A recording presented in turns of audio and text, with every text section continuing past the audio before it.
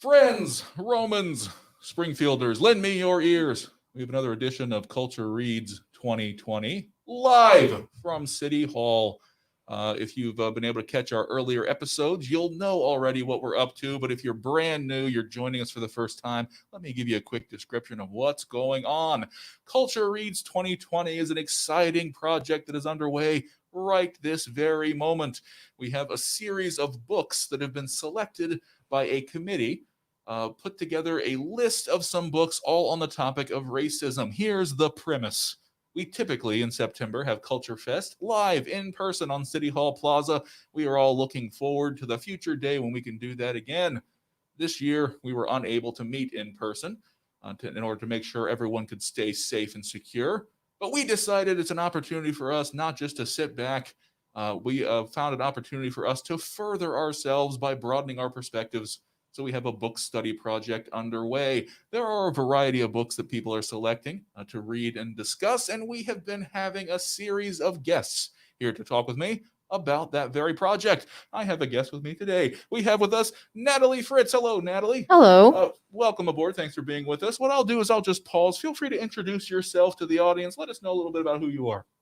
All right. I am the curator of library and archives at the Clark County Historical Society. So I work over at the Heritage Center, and I mostly work up in the library and archives, helping researchers that come in and working with our volunteers on projects. So that's mostly what I do. Fantastic. Welcome aboard. So a part of Culture Reads, this event, is the idea is that we select a book and then we read about it. Before we talk about the book you've selected, can you tell us a little bit about why is this important for you to be a part of this? Why did you choose to be a part of Culture Reads 2020?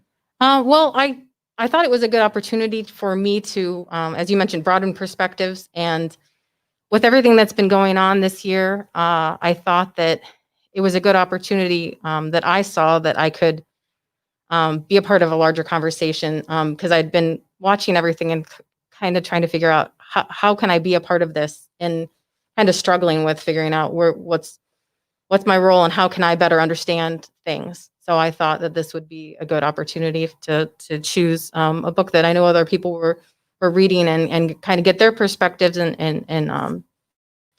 get a deeper understanding of things. Fantastic. Thanks for sharing that. Can I ask, are you reading the book on your own? Are you a part of a discussion group? How are you going about this? I am going to be a part of the discussion group with Wittenberg, with the community service partners and students and faculty at Wittenberg. So we haven't started discussing as our group yet, but so I've been reading on my own so far.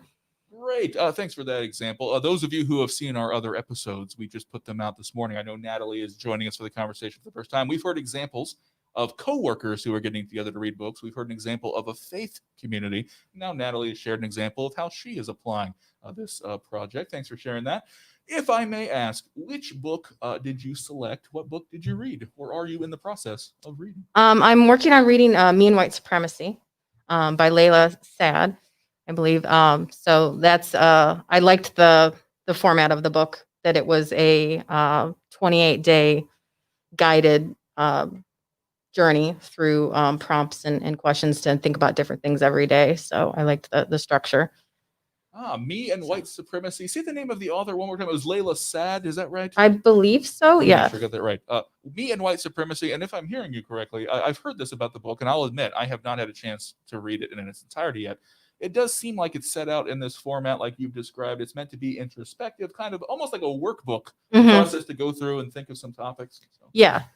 I mean, and it's set up to really help you get into your own mind and apply your own perspectives and get out of your own perspectives to look at different topics every day. So. Wonderful. Now you've touched on this a little bit, but I'll just ask, when you were in the process of selecting a book to read, how did you decide on that one? A title like Me and White Supremacy can bring about all sorts of ideas in our mind. How did you determine that might be a good fit for you? The book, rather. Not White Supremacy. I mean, the book, Me and White Supremacy. I guess I wanted to understand more about the role of white supremacy in our culture as an entity, and I thought that might help me better understand like its role in everyday life. And I reading the description online, I thought that would be a good place to start. But I have to admit, I signed up for White Fragility as well. So I plan to maybe possibly read that on my own if I don't have, I'm not able to connect with others to discuss it, but and maybe look at the other book as well. So. Yeah, I've had an opportunity to talk with several guests already about what book they've selected, and we've had a variety of reasons. People have looked at interest at the topic that interests them the most. People have made decisions based on their own faith tradition and their own convictions. Some people have made the decision on the book just based on curiosity. So I appreciate your insight there into what stood out to you about this. Now, what I've got here is my executive producer, Nancy Flinchball, has provided some written questions here. I'm just going to read a few questions off the page. What I'd like to do in our remaining moments, if it's all right, Natalie, is just kind of look at some of the ideas that are in this book. If you're listening in, you might not only hear from Natalie's experience and insights, but also get a feel for what type of content is in the book itself. So here's the first question. It says, the book Me and White Supremacy. In that book, you are given questions to journal about and reflect each day. The first chapter has readers reflect on phrases like white privilege, white fragility, tone policing, white silence, white superiority, and white exceptionalism. Now, each of those could be a discussion all of their own. But the question I have for you is, are there any of these ideas that stood out to you? Things that have resonated with you as you've been reading in the first chapter and reflecting? And if so, do you have any personal reflections on what these might mean to you? I have to say that the one that stood out to me the most, just reading it in the past few days, was white silence, because that's one that I've struggled with a lot. Again, with everything going on, just trying to decide what my role, what I can do to help spread awareness or help make things better. And I am often paralyzed by what to share online and what to say online and what to do online, versus like stepping outside what I normally say and do and talk about and say, okay, I really want to share how I feel about this or make a stand on this. I have a really hard time doing that. Which is why this is a little terrifying to do something like this, because I don't feel comfortable getting into discussions with people for the most part. I know how I feel, and I do enjoy like hearing how other people feel, but I have a hard time expressing myself. So I see a lot of friends that are sharing great articles, and I'll like them and I'll comment on them, but I don't share them myself. And that's a point that she makes in the book with white silence, that it's sometimes more harmful, and that you can be using your voice to make a difference or share with people or put something out there, but you're not. And in choosing not to, you're doing more harm. And reading that, I felt like, okay, I know that I struggle with that. And I thought, well, it's not a big deal that I'm not sharing it. But it made me really feel like there's definitely so much more that I could be doing to take a stand, to show that I'm listening or that I care, to put it out there, and not just like something that someone has said or done, to make my own, stand. And something that made me think of that, professionally, the last few weeks, I've been doing a lot of virtual conferences in the museum field. There was a Ohio State and Local History Conference and a American Association for State and Local History that were both around the same week, overlapping each other. And the closing keynote speaker for the AASLH one had said, it's not our job. It's not people of color's job to make us understand where they're coming from. It's our job to do the work. And so reading through the book, she said, this book is work. You need to do the work. Don't just read it. You need to think about the book. You need to do more, not just stand back anymore. And so, that particular chapter made me think of, that was something that had really struck me in the conferences, is that we need to be stepping outside our comfort zone and really doing the work to better understand parts of our community that we don't know about or better understand. So, yeah, that's helpful to me. Thank you for sharing that. I'm noticing a common thread between each of the guests I had a chance to talk with. Now, perhaps you missed earlier episodes of Culture Reads Live. You can always find those on Facebook and YouTube and catch up on the ones that you missed. But I'm noticing a common thread that this is about refusing to be passive and just an observer, but to take some sort of action. And so I want to make sure I get the understanding right of this phrase. You mentioned white silence, which is just one of the ideas mentioned here in the text, Me and White Supremacy. Is the idea of white silence this tendency for those of us in the majority culture to stand back and not comment in such? Is that when it's talking I think that's mostly what it is, to just kind of let things be and say it's better to just not say anything. I'm just not going to say anything. But that was another thing that that actually came up in the discussions in the museum field. As since May, there's a lot of organizations that have put out their own statements about how they feel, how they support the Black community and Black Lives Matter. And I remember, it was something we had discussed at the Heritage Center. Do we need to put out a statement officially? But then I'd been on another workshop discussion, listening to panelists, people of color themselves, saying, we don't just want everybody to put a statement out there. Yes, that's great that you are showing your support, but you need to really figure out what you're going to do about it.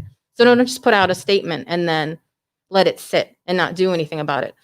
So that's something that we've looked at, and that I hope moving forward with the Historical Society and future programming and things that we do, that we look at what we can do to show, we, even if we don't put out the statement, to show in our actions and what we do. So we've discussed that that's something we need to work more on, not just be passive and say, okay, we're part of the community. Because another thing that was said by the closing keynote speaker there was, if you're a museum, look at it this way: how do you expect people to come to your house when you won't go to theirs?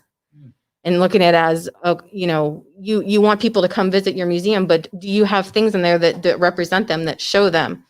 So we need to look at, okay, we've always looked at it as, we tell people we only show and we can only share what we have in our collection. If we don't have it in our collection, that's just because people haven't given it to us. But it was said that is not a good enough excuse anymore. Those people are in your community. They're a part of your community. You should be doing more to reach out and listen and understand and do partnerships with representing those communities, that even if they're not part of your collection, it's your duty to figure out how to represent and tell their stories.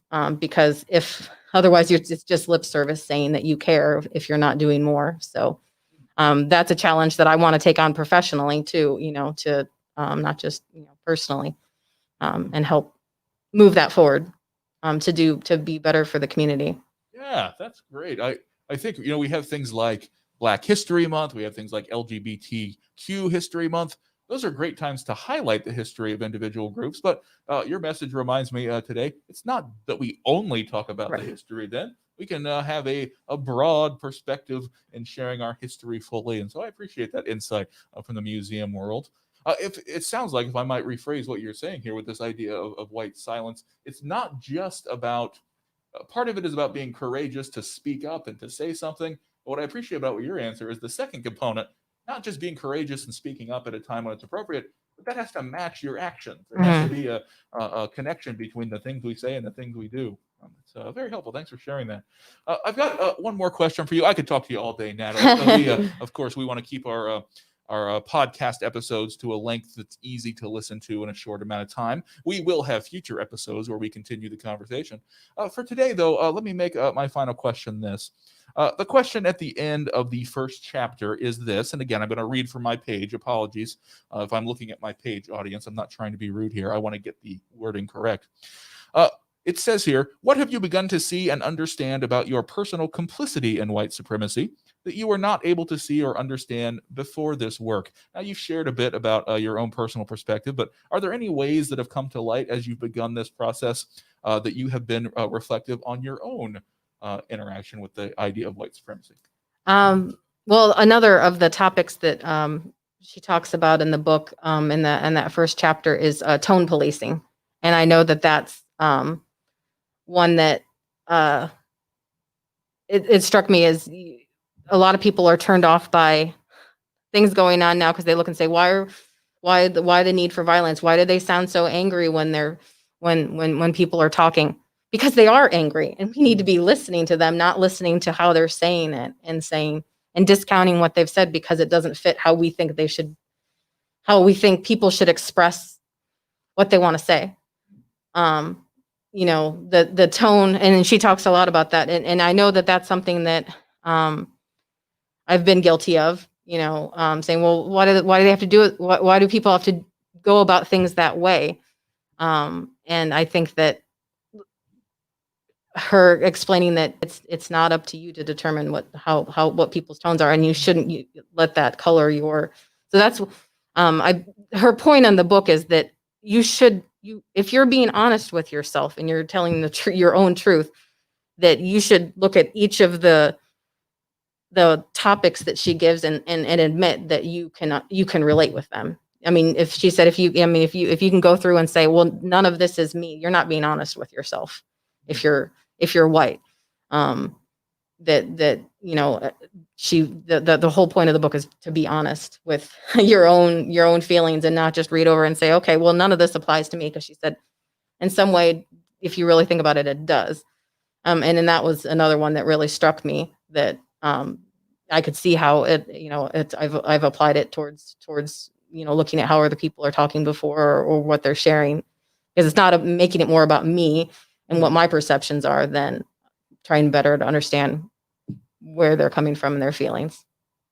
Yeah, very helpful. I think. Thank you for sharing that insight. I think you've drawn some helpful parallels here between our individual actions and what we do, and also the systemic matters that are going on a larger scale. And an earlier edition of Culture Reads Live, we talked about white supremacy being about the systematic manifestation of racism. And so even though you and I as individuals may not act in an overtly racist way towards someone, for us to be complicit in the pattern that has prevailed with white supremacy can be difficult. So I appreciate your admonition there for us to listen to one another with empathy without necessarily policing the tone. I got that backwards there.